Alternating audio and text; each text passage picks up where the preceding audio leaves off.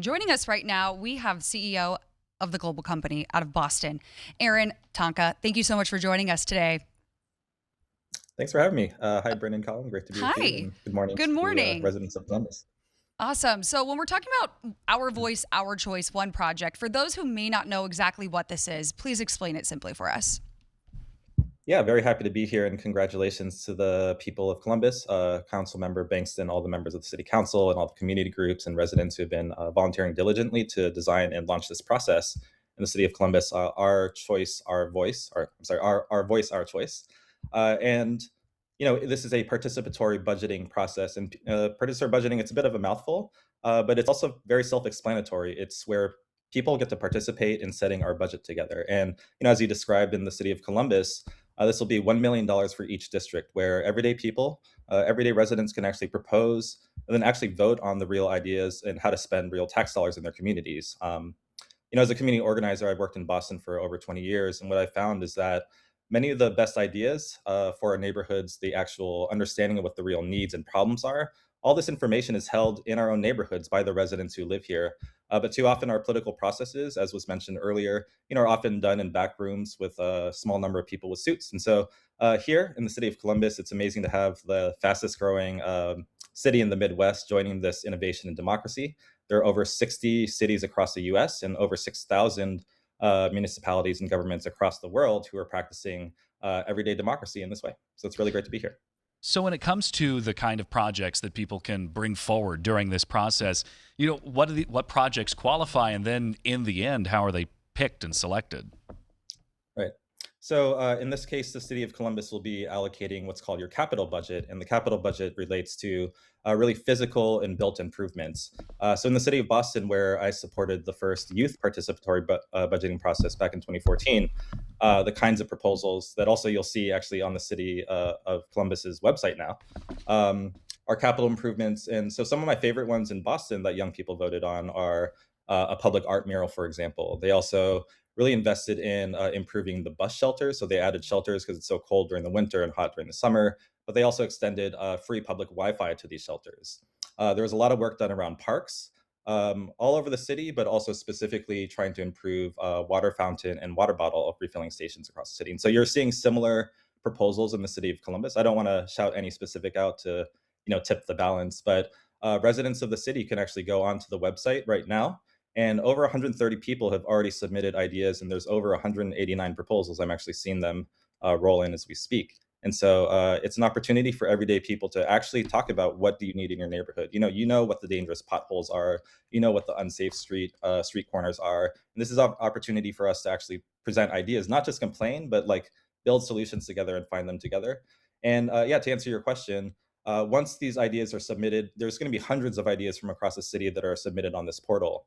The next phase will then be a number of volunteers, resident volunteers, and your listeners could join into that process. They'll work with city staff to identify the strongest proposals and then turn them into real projects with budgets and intended impacts. Those proposals will be shown back onto the common platform where this information is being held. And then starting in November 2nd, residents for about a month will be allowed to actually vote on their favorite proposals. And, again, this is different from some other kinds of government processes where a decision maybe is already made and they're inviting people to come give input. Here, very simply, the proposals that get the most votes will be the ones that get funded, and you'll see those happen in your communities. So, if a project wins, how quickly could residents realistically expect to see construction and really just see this project through? Yeah, that would be a question probably for the city specifically. But what we've seen is, yeah, these are part of informing the actual capital budget for that year. It's a formal budgetary process. And so, in the same way that if you decide that you're going to fix street bumps in 2026, this same process will be on the same timeline. So hopefully, we'll see these projects actually pop up as early as the following year.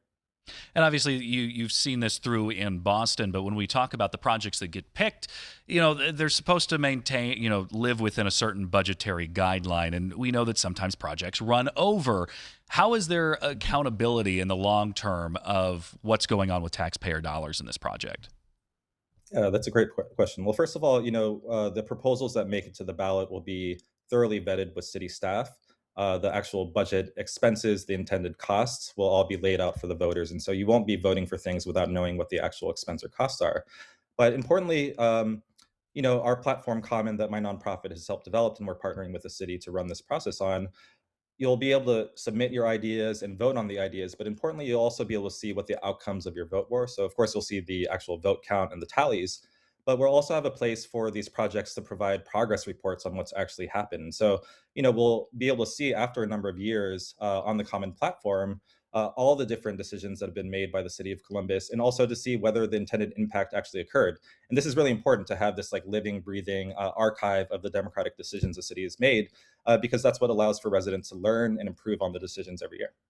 And what would you encourage every resident to do before making that final submission? Yeah, well, I think what's really important is, for us to treat democracy not just as an individual exercise, but to actually go out and talk to your residents, talk to your neighbors, talk to your family about it. These are real, most of the proposals that get offered are things that are going to improve your community in one way or another. People aren't proposing things that are bad for your neighborhood. But of course, there's not enough resources to fund all of them. And so, we hope that this becomes like a civic process, a thing that people look forward to, where people are debating in cafes, where people are talking about in their parks.